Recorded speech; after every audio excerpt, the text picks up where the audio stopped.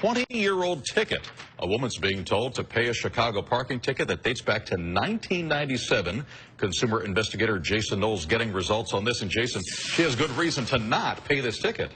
Alan, a couple of good reasons. First, she didn't receive the ticket until August of 2017. Plus, the ticket was issued 20 years ago for a motorcycle she'd never laid eyes on.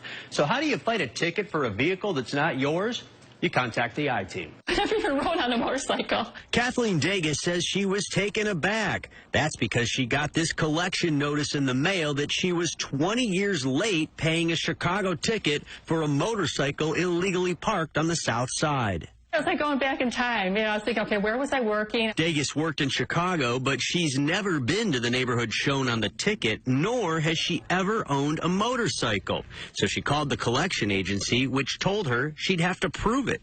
To prove something that's not your own is very difficult. She called the Secretary of State's office to run the VIN number, but by law, they don't have to keep records after 10 years. Why was it so hard for her to get this material? Because it didn't exist? The fact that it went back so far, Jason, that we're talking 20 years, state law, retention laws require that the records be kept for 10 years. The Secretary of State goes beyond the law and digitizes records back to 2003.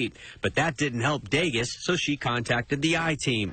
We emailed the Secretary of State's office, who contacted the city, and the ticket was dismissed within days. Something just told me to reach out to the iTeam. In 2 days, it was done. Dagis says it wasn't just about the $73. But it was more the principle of the thing. She also says she came forward to look out for others potentially affected. The Secretary of State representative said, oh, we're getting a lot of calls on this issue, so that would mean that I could help other people to not give up and not just go ahead and pay it. So why is the Chicago Department of Finance looking for payment from such an old parking ticket? 20 years, that's a long time ago. There are more serious offenses that have statutes of limitations. We asked the city specifically if this was an isolated incident or if they're going after decades-old tickets.